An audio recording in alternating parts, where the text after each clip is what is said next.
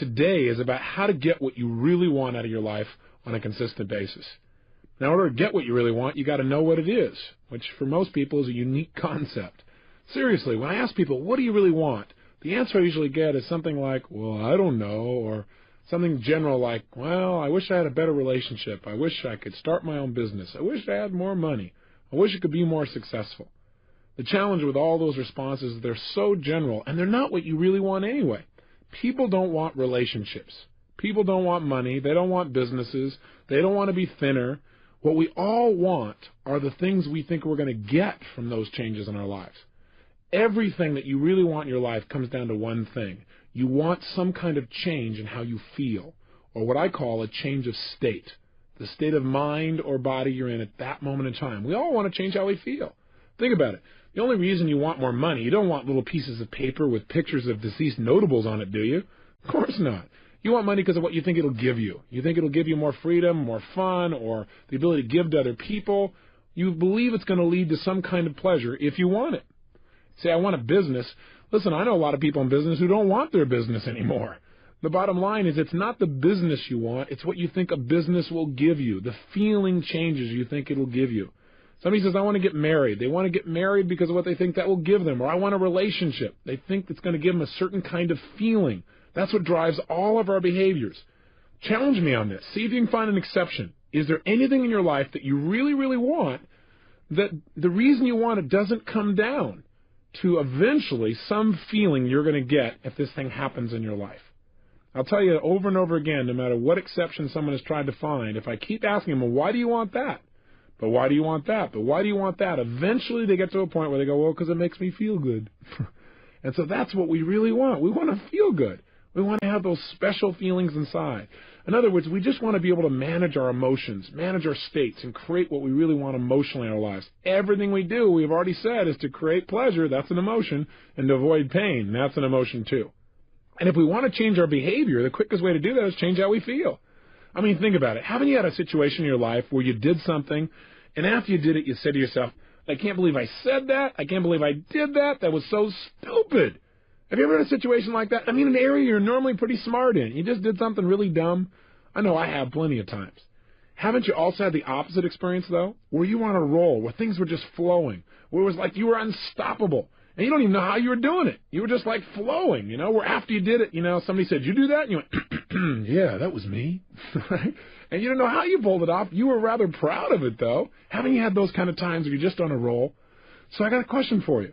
What's the difference in your behavior? Why is it in one situation you perform brilliantly, in another situation you perform, how should we say, brutally? The difference is not your ability. What we do at any moment in time in that moment is based on the state that our mind and body is in at that moment in time. In other words, what people can do is absolutely incredible. What they will do is usually disappointing. And the difference is not their capability, but rather what state are they in right now. If every time they think about public speaking, they associate fear or pain, that's going to change their state. And all of a sudden they're going to feel tight in their body, and their whole emotional state will change, and they're not going to get the most out of themselves. But if whenever they think of public speaking, they think of absolute pleasure, they're going to be in a great state of mind, and they're going to get more out of themselves. I mean, think about it. When you're feeling really frustrated, do you behave the same way as when you're feeling like you're on a roll and things are flowing? Obviously not. You have the same ability, but things act and behave differently coming out of you. You speak differently. You communicate differently. Everything changes. Or I'll give you another example. Have you ever forgotten something simple like your own home telephone number or address or how to spell the word the? Ever had one of those enlightening experiences? Now, you know how to spell the word the. How come you couldn't remember? The answer is because you're in what I call a stupid state, right? You were in a state of mind where your brain wasn't able to get a hold of the answers. The answers are there, but you couldn't get there. So I believe one of the most important things, probably the most important thing that you and I can do in our lives to create the power and joy and passion that we really want is to learn to manage our own states of mind. In fact, think of the cost of not managing them. If you don't manage your emotional state, it'll cost you virtually everything you want in your life.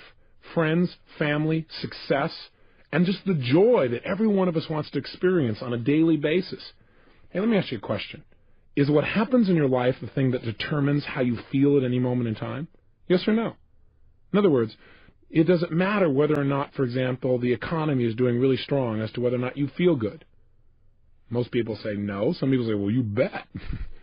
Does it matter how your relationships are going? Does that determine how you feel? Is how you feel determined by the weather, by how much sun or rain there is? Is it determined by how other people treat you? I'm here to tell you the answer to that is no. I'm not saying that it doesn't complement or support you feeling one way or another. I'm saying how you feel at any moment in time is purely designed and the result of how you are directing your own mind and body at that moment. What I'm saying to you is no matter what is happening in your life, you are in control of your own states. And once you understand that, number one, and number two, you use that ability, you now have control over your life at a whole new level. And you have more fun and joy and passion than you ever dreamed of once you take that responsibility and take that control. Now, for some people, when they say, well, that seems like a heavy responsibility, well, look at the opposite. What's the price of not managing your states? Well, I'll ask you a question. What does John Belushi, Elvis Presley, Freddie Prince, Jimi Hendrix, Janis Joplin, and Marilyn Monroe, what do they all have in common? They're all people that never learned how to manage their state, that's what. They all were people that had every reason in the world to be happy by anybody else's standards, but who destroyed themselves, literally killed themselves in the end. I mean, Belushi's one of my favorite examples. Why? Because I liked this guy. Didn't you? Wasn't this a fun guy? I mean, if you were to think of somebody, didn't you feel like this guy that you could connect with? I don't know about you, but I really enjoyed him. And millions of other people did as well. He had what most people would think would make them happy. He had all these people that loved him, appreciated his work. He got to be creative. He was in movies. He was in television. He was on Broadway. I mean, here was a guy that was spontaneous. He had a great family that totally loved him. He had all the money and fame that most people think that they could possibly want or need, and yet he's not here. How come? He's dead. Why? Not because of old age, you'll recall, but because this man did not know how to control his own emotions within himself, and he tried to change the way he was feeling by using drugs. He used drugs as a way to change his state, and he's no longer here. And neither of the other people I mentioned on this list.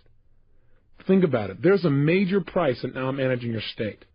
And in managing your state, there's major rewards. Now let's contrast Belushi with a friend of mine. His name is W. Mitchell. One of the people in the world that I only love most, but I also have the most respect for. W. Mitchell's a unique guy. 15 years ago, he had a unique experience, one that most people would never forget. He was driving his motorcycle 65 miles an hour down a freeway when something caught his attention. When he looked over while he continued to drive forward, he got fixed on something. I don't know if you've ever done that. He got stuck there a little too long. Well, when he looked up, he was traveling 65 miles an hour right into the back of a Mack truck that had stopped in front of him. In a last-minute, split-second decision to try and save his own life, he slammed himself on the ground, and he slid 65 miles an hour underneath this truck across the pavement. Then the worst thing happened. The gas cap popped off. Fuel spilled out all over the place, and then from the friction, exploded and ignited. 3/4 of his skin was burned off. His entire face was mutilated. His fingers burned all the way down to the knuckles. He woke up 2 weeks later in a hospital bed in searing pain, fearing to even breathe.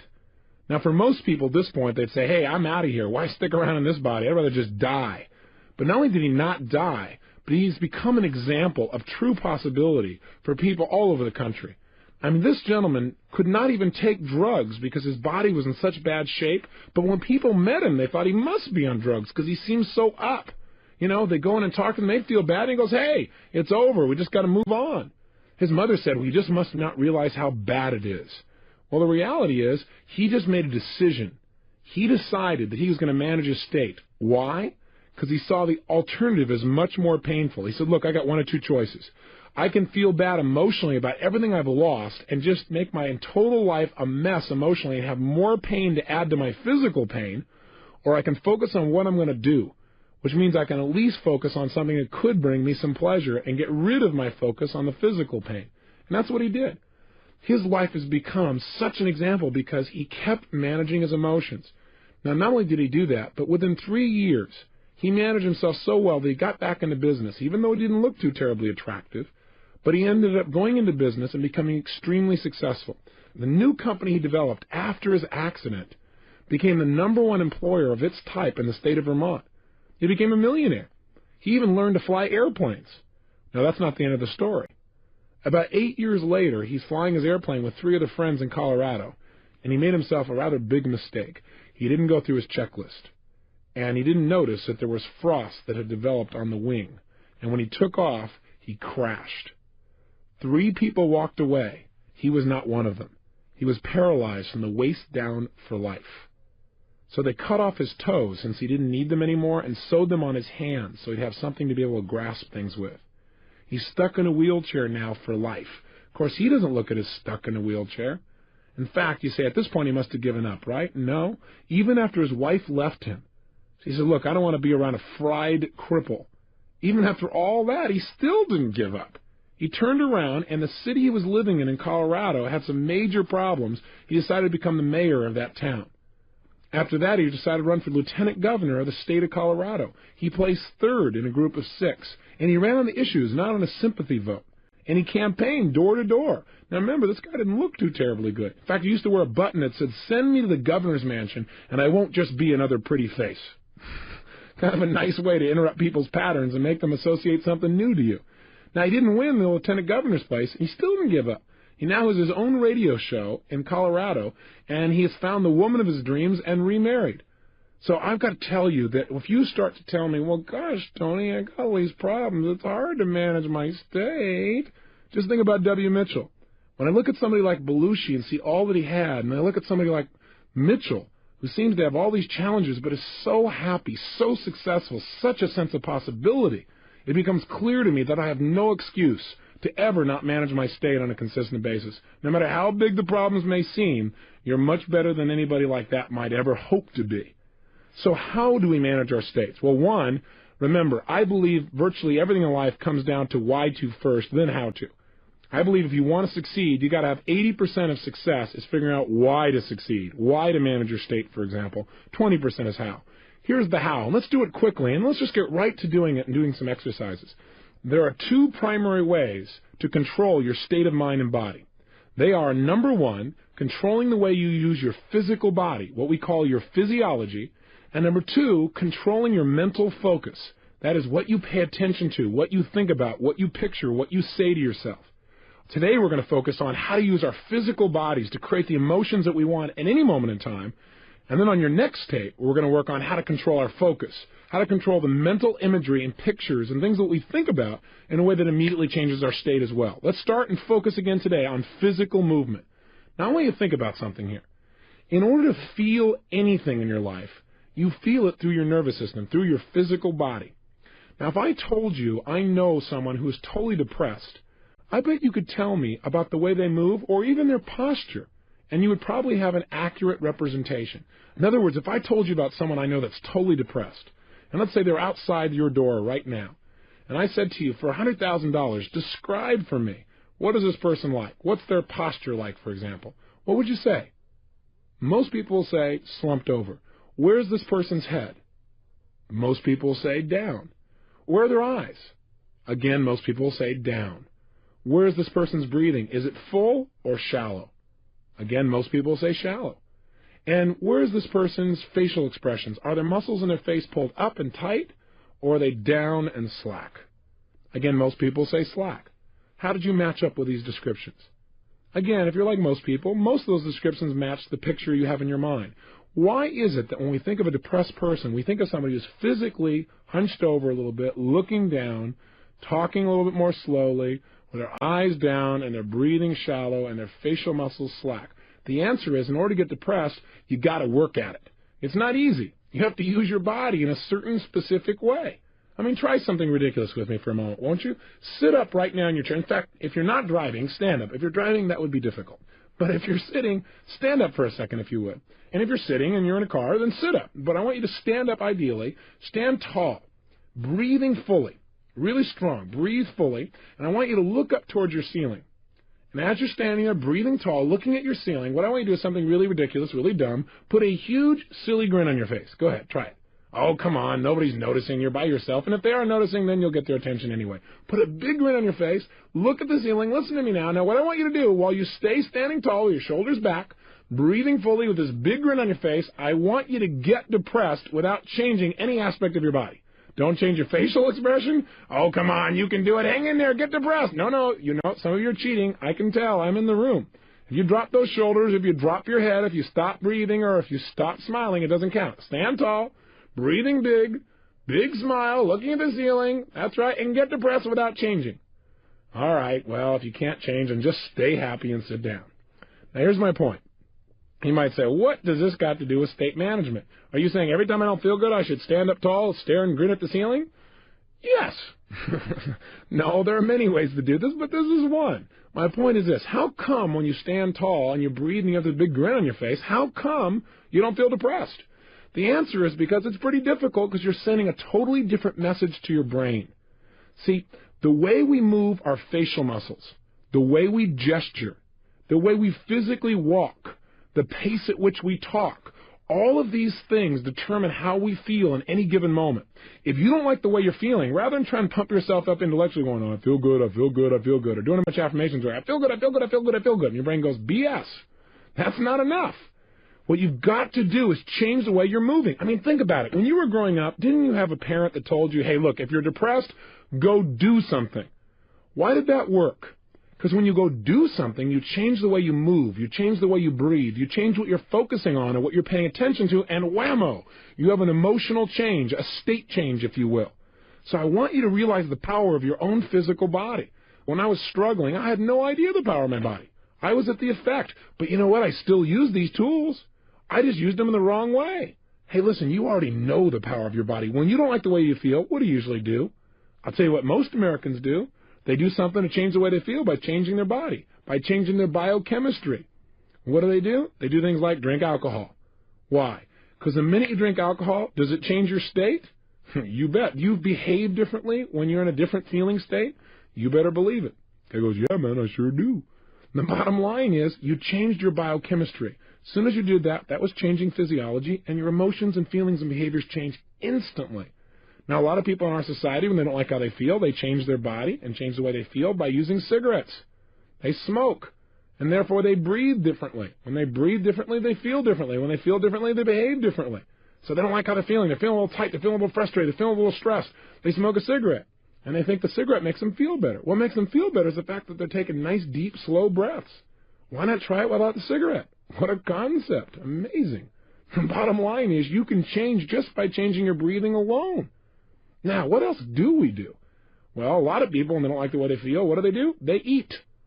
You know, they go, I don't feel good, and they eat. And then they get fat, and they look in the mirror, and they don't like how they look. That makes them feel worse. So they don't like the way they feel, so they eat some more. Right? And then they're caught up in that loop again. Have you ever been there? So food is another way we try and change our physical body in order to do it. Some people just go to sleep. And some people do things like go shopping or watch TV, but we're going to talk about that in your next tape. Those are people that are changing what they're focusing on. But the primary way most of us try and change how we feel is by changing the way we use our physical body. Drugs is the most obvious example. We've already talked about that. Cocaine. Why? Because it changes their state rapidly. That's why people still purchase it, even though it destroys their life simultaneously. They don't focus on that. The point is, any change in your physical body makes an immediate radical change in the way that you feel. So what you've got to learn to do is use this to your advantage. Instead of being at the effect of things, immediately change your emotions. So right now, let me give you a frame of reference about what I'm saying. I learned a long time ago that if I really wanted to succeed on an ongoing basis, I probably needed to measure my level of emotion, my level of intensity. I got a lot of this by working with professional athletes. I noticed that most athletes are really conscious of and pay attention to managing their emotions and their states. And you watch a tennis player, and every time before he hits the ball, he bounces the ball the exact same way, the exact same rhythm, kind of anchors himself, if you will, or triggers himself back in a state. Football players do it differently. You know, they grab their other buddy's head and they go wham, wham, wham, and smack heads with him, and they feel good. You know, baseball players, they spit, you know, grab their legs, you know, scratch the ground, but they do certain things every time to get themselves in state. And as I started to work with professional athletes, people like the Los Angeles Dodgers or the United States Army or individual Olympic athletes, every one of them focused on are they ready or not, kind of checking their state. But you see, in life, I think life is not black and white. I look at life as having many hues and colors and shades. So one day I pulled one of these guys aside and I said, look, it's not are you ready or you're not. Let's try a stupid game, okay?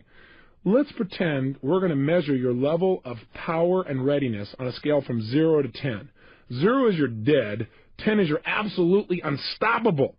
I said, where are you on that scale? And the guy said, well, I'm about level 7, 6.5, 7. I said, well, you're about to bat right now against Dwight Gooden. Tell me, if you stay at level 7, what's going to happen? You know what was amazing? Instantly, he could tell me. When he realized where he was, he said, I'll either ground out or I'll pop up or I'm going to be in a situation where I'm going to strike out. I said, what level do you need to be at on a scale from 0 to 10 to be successful with Dwight Gooden? He said, level 12. I said, okay, that gives me a frame of reference. So you also need to know where you need to be successful. Now, with an athlete, it's pretty clear. For peak performance, they got to be at level 10 or above, if you will, on a scale from 0 to 10. But isn't your life just as important as an athlete's?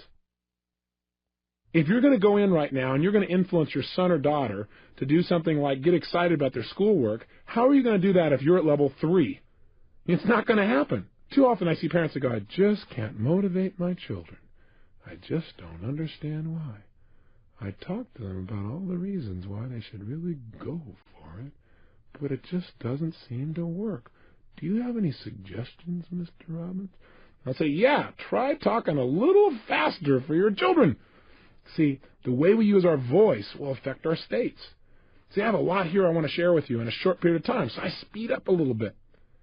How would you feel if I said, well, ladies and gentlemen, this is day 5. And today what we're going to learn to do is manage our states of mind and emotion. And over the next 30 days of this program, I want you for hours at a time to listen to my voice. Well, after you came out of a deep trance and turned off the tape, I doubt very seriously if we create very much change. Now, I'm not saying it's not appropriate to talk in a more relaxed way than I am in this frenzied pace that I'm sharing with you to try and get everything in. But what I am saying is make sure that you're in an appropriate state for what it is you're trying to accomplish. Does that make sense? On a scale from 0 to 10, where do you need to be effective at a given task? If you want somebody to feel loved by you, you probably don't want to go level 10. Go, I love you, I love you, I love you, okay! That probably won't work either. So everything is context related. But I'm asking you today to commit yourself for the next 4 or 5 days, even though we'll be doing other exercises, to looking at what state are you living in your life. If you want to look at the state of your life, look at the level of intensity and joy and passion you're creating. Where are you today on a scale from 0 to 10? Or better yet, before you started this 30-day program, where were you? Do you remember that first day? Before you got the tape program or anything else, where were you on a scale from 0 to 10? You remember where you were, first of all? Think about it for a moment, if you would. Where were you? What was your state like? Where were you on a scale from 0 to 10? Now I want you to think of something. Where were you after you finished that first tape on a scale from 0 to 10? Most people that we followed up with and interviewed with are usually at level 8 or above. And when they started out, they were in level 6 or 5 or 4 or 3. And so what I want you to do is do it without me. You don't need me to change your state. You need you. You need to move your body differently, and you need to pay attention to where you are. Use the state that's most appropriate for where you need to be for the given situation. So let me give you, first of all, some specifics about how you could change your body. I've mentioned a lot of them, but let's be really precise. The number one way that you can change the way you feel at any moment in time is to change the way you move. The reason is this. In fact, you might want to remember this phrase. Emotion is created by motion. The way you move your physical body is the fastest way of changing your emotions. So, for example, if I'm not feeling passionate and I want to, instead of pumping myself up, all I have to do is clap my hands or move my hands rapidly. I make a rapid gesture. Not a little minor one where I just push my hands out a little bit and then bring it back at a slow pace, but I mean speed, acceleration, if you will. If you speed up the quality of your movements, you will instantly change your emotional state and your intensity. So try it right now. Even while you're listening to me, here's what I want you to do. Take your hands and put them together so that you're touching them almost like in a praying mode.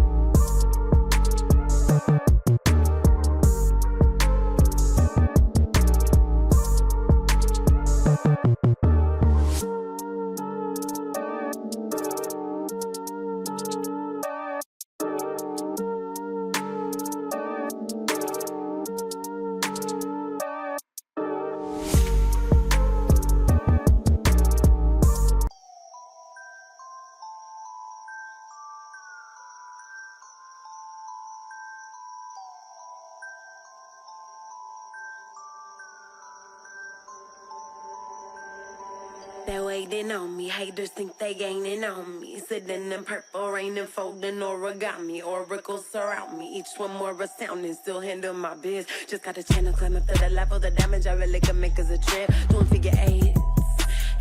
Are you coming back now? But it's way too late. Just tryna be grateful, just tryna be great.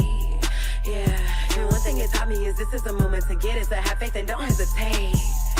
Where my bad girls at?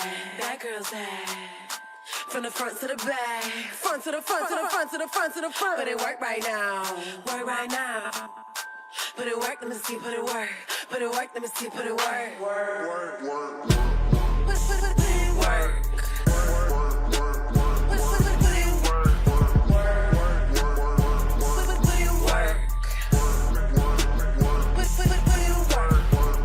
Never land, never let my feet touch the floor. I just flow in my zone, you can't touch us though. Keep it moving, UFO, I just got to go. I can't touch the floor. Take that, break that with a bit. And what I want you to do when I say now is, at the pace I say, I want you to pull them apart and just gradually pull them out to your sides at the pace that I count, like 1, 2, 3, 4. Okay, and by the time I hit 4, you should be level with your shoulders. Okay, let's try it. Your hands are together, and just notice what happens to how you feel. Ready? 1, 2, 3, 4. Okay, bring your hands back together. 1, 2, 3, 4. Again, 1, 2, 3, 4. Again, 1, 2, 3, 4. This is known as a state of absolute boredom. Right. So let's try something new. Let's try moving more rapidly. This time, instead of 1, 2, 3, 4, when I say now, I want you to pull your hands apart and don't limit them to the length of your shoulders. I want you to literally pull them apart and pull them out as far as you can, like extending your entire wingspan. Now be careful on this. Look around you before you do this to make sure you don't hit anything. And let's have some fun. Do something silly. I know it seems ridiculous, but just try it. Now if you're driving, this is not useful. Keep one hand at least on the wheel and try it with the other one. Okay, here we go. Your hands are together. And when I say now, I want you to literally bring them out, explode them out to your sides, and extend your fingers and everything out as far as it can go. In other words, you're going to take your hands and make them go as fast as they can apart all the way out and extend them. Ready? 1, 2, 3, go! And just feel that. And bring your hands together again into a clap. Okay, and then do it again out as fast as you can. Go. As fast as you can. Bring them in. And again, out as fast as you can. Again, in. Again, out fast. Now, if you do this about 10 times, you will feel what we call a state change. Do you feel it now? Now, I know this may sound weird and bizarre. You're going, okay, Tony, what am I supposed to do? Crimp this wingspan every time I need to change state? No, what I'm saying is you must learn to develop what I call power moves. What a power move is to me is finding a certain type of gesture, or a couple of them, that no matter how bad I was feeling, or frustrated, or tired, or whatever the case may be, that I can make this movement and instantly I feel strong. Instantly I feel resourceful. Instantly I feel like I could turn things around. You need to develop what those are. And you already have them, because you've had times in your life when you felt great. How were you moving at that time? That's the first clue. In fact, what I often do with people is get them to stand up and walk around the room and notice how would they walk if they felt totally successful. I mean unstoppable. Try it right now. Oh, you're going, well, I'm in the car. Great. If you're in the car, then you can try this later on. But if you're actually listening to me and you're not in the car, stand up right now and try something. Come on. Don't just listen to me. Stand up. Come on. I'm watching you. I'm there. You got to know this. And what I want you to do is stand up and walk around the room. And what I want you to do is, first of all, walk the way you normally walk. Just, walk around in a circle or walk straight back and forth. Notice how that feels. Come on, you can do it. Here you go. Now, what I want you to do now is make a state change. And I want you to, if you would, imagine that you feel absolutely strong and unstoppable. I mean, in your power. And what I want you to do is just walk around the room as if you felt unstoppable and powerful. And move your body the way you would be if you were unstoppable and powerful. Go ahead and try it right now.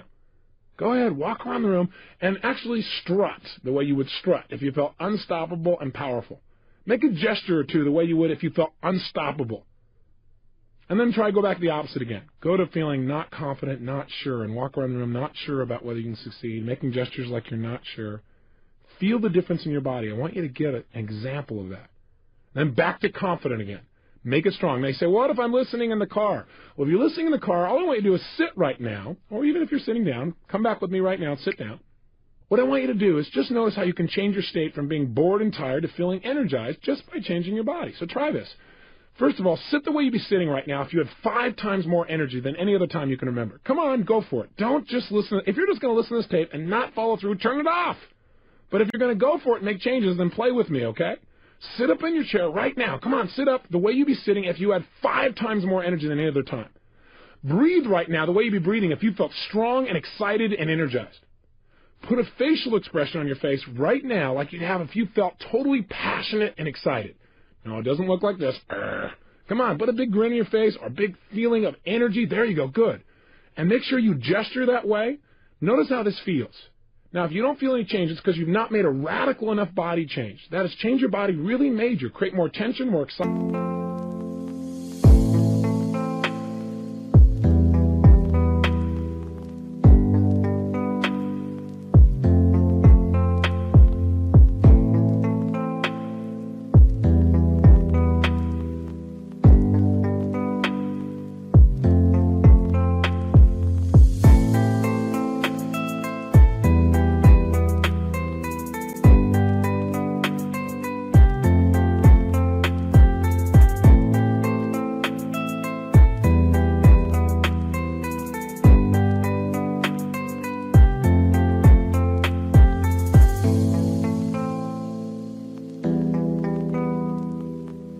Whatever it takes.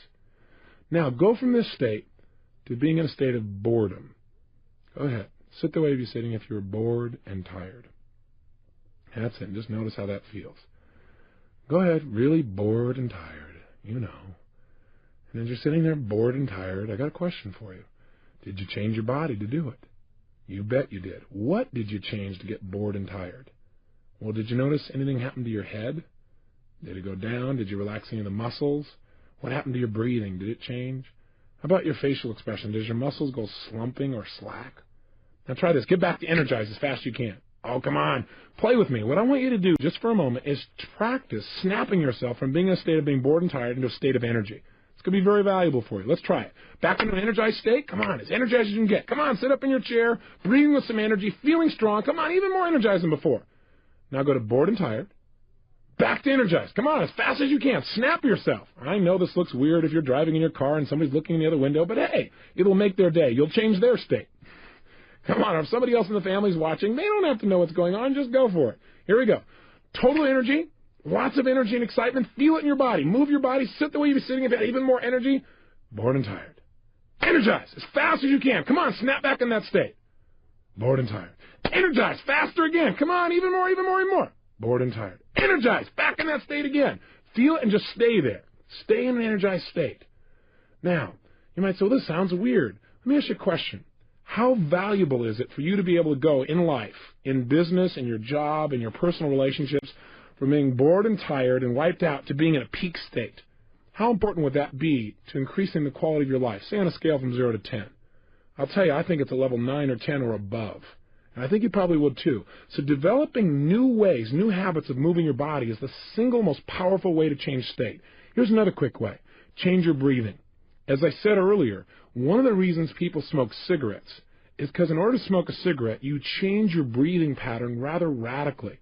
When people eat food, oftentimes they feel better afterwards because they fill their stomach up, and it changes the way they feel and the way they breathe. With all that food in there, things slow down. They feel less stressed.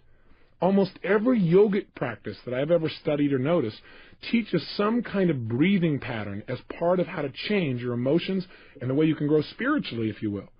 So changing your breath, try different breaths, breathing faster, breathing slower, and discover what breathing patterns work best for you to create the changes that you want.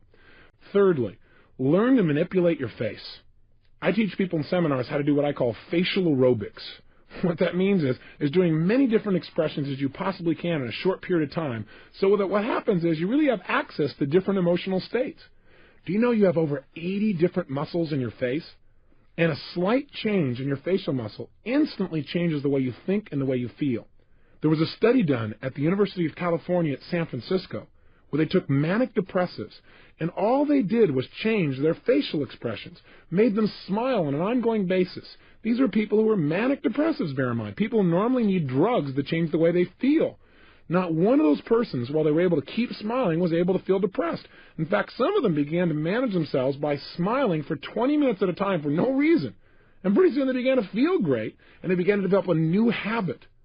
Do you have habitual facial expressions of grimacing or frustration, where you crinkle up your nose or your eyelids or your forehead or something else that you do on an ongoing basis?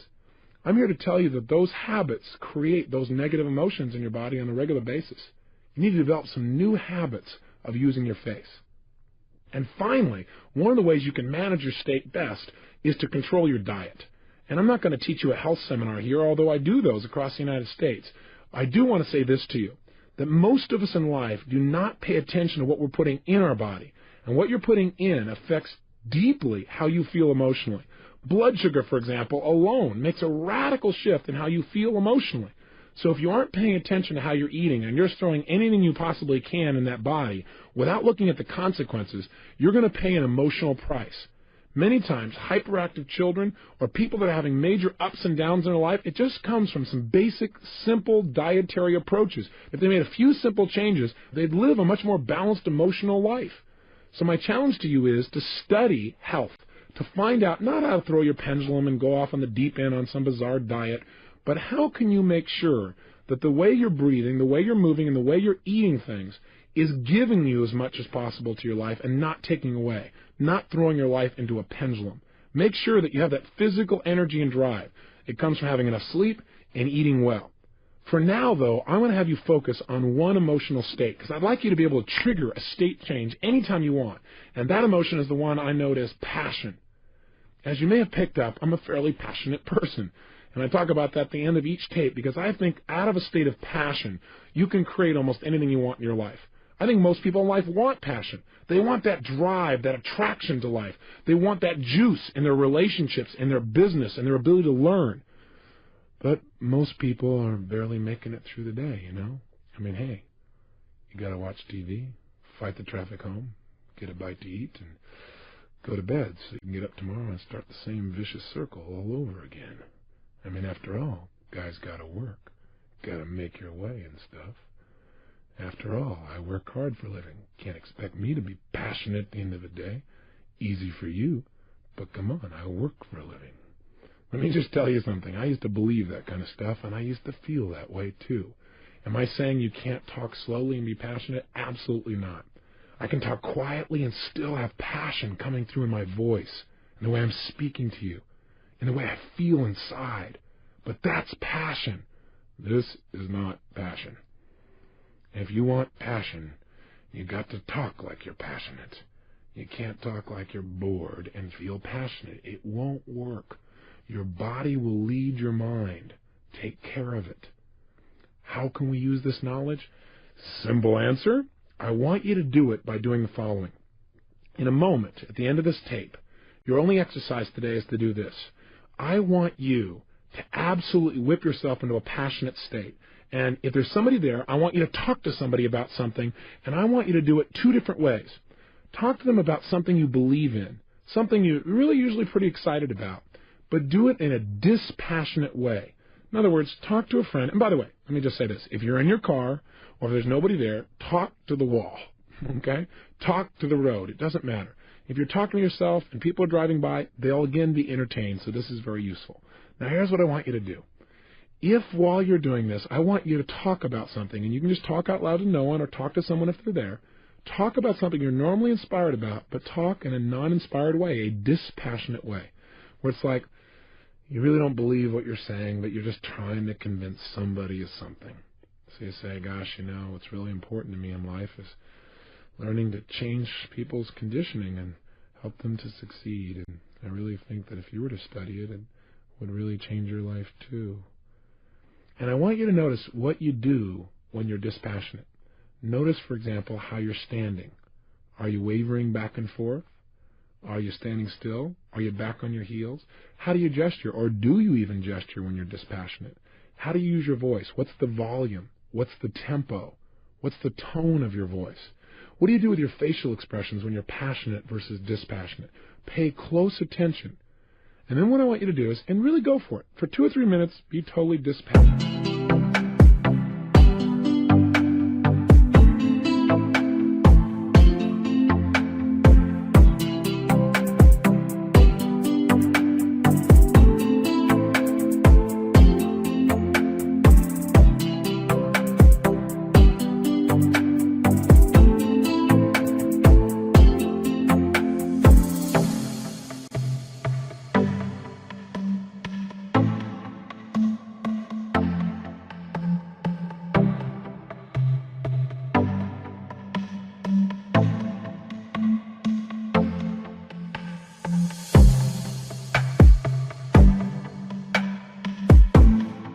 dispassionate. And notice how it feels to be dispassionate. I doubt if you'll like it too terribly much. Then what I want you to do is change your state completely, and I want you to go to the other extreme. I want you to talk to yourself or the wall or your radio or the crowd or the traffic or your friend in a totally passionate way where you're more inspired, more excited, more passionate than you can ever remember being in your entire life. I want you to go for it 1,000%. And while you're talking to whatever it is, go for it 100%. Don't go, oh, this is stupid. No, all right, I'll try it halfway. Do it all the way or don't do it at all. If you're not going to do it at all, give this tape program to somebody who will follow through. But if you're one of those people, then go for it, okay? Be outrageous. Push yourself. And then notice, how are you moving differently? What are some of the specific gestures that you give when you're passionate? And where are they? What's the difference in the quality of them? What's the difference in how you use your voice? What's your volume like? What's your tempo? What's your facial expressions like? Again, notice the difference. When you're done, here's your assignment. Your assignment is pull out your success journal and record the difference. In other words, what I want you to do is leave this session today having knowledge of the buttons in your brain. In other words, if I notice that if I take my right hand and I actually snap it out in front of me very, very fast, that when I'm passionate, I tend to do that making a point. And when I'm dispassionate, my hands are below my waist or just kind of hanging out there. Then the next time I want to be passionate, even if I'm not feeling passionate, I can just snap my hand out there and immediately it's there. If I notice that when I'm dispassionate, I talk kind of quiet and tired and stuff. But when I'm passionate, I speak a little more rapidly. Then if I want to get passionate, I just start speaking more rapidly immediately, and pretty soon I immediately feel passionate as well. If I notice that when I'm dispassionate, I'm back on my heels or leaning away from somebody, but when I'm passionate, I'm leaning into them, talking and gesturing, then I start leaning into somebody in order to feel passionate towards them. In other words, find out how your brain works. You are different than me or anyone else you're going to meet. Find out exactly what triggers passion within you in terms of movements. And experiment. What would be a kind of move you could make that immediately would make you feel strong, even if you were afraid a few moments ago? So let me be clear. Here's your exercise. 1. Talk to something or someone in a dispassionate way about something you're normally inspired about. Dispassionate, or you don't really believe it or feel it. 2. Change your state and get absolutely passionate, where you feel more excited, more energized, more passionate than ever before. 3. Dissect in your mind the difference in how you moved, how you breathed, how you use your face, and how you use your voice, and record that in your success journal. And finally, today, experiment. At some point in the day, you don't feel very inspired or you don't feel anything in particular, snap yourself into a powerful state. Or ask yourself, where am I on a scale from 0 to 10? If you find you're at level 4 or 5 or 6, to me, that's a pretty boring way to live life. Maybe you want to amp yourself up, crank yourself up to level 8 or 9 just by changing your movement. Or maybe you want to be able to go from being totally excited to relaxed just by changing your breathing or your tempo or your gestures. Because being able to relax quickly and easily is sometimes and oftentimes as important as your ability to get yourself excited. The only reason I push in the other direction is I think most people have the ability to get in this state. They may not have the ability to get in the other one. Whatever you're already good at, make it better. Whatever state you're not good at getting in, practice getting into it until you can absolutely make the change you want as fast as you can think it. Remember, any emotion you're feeling is based on how you're moving.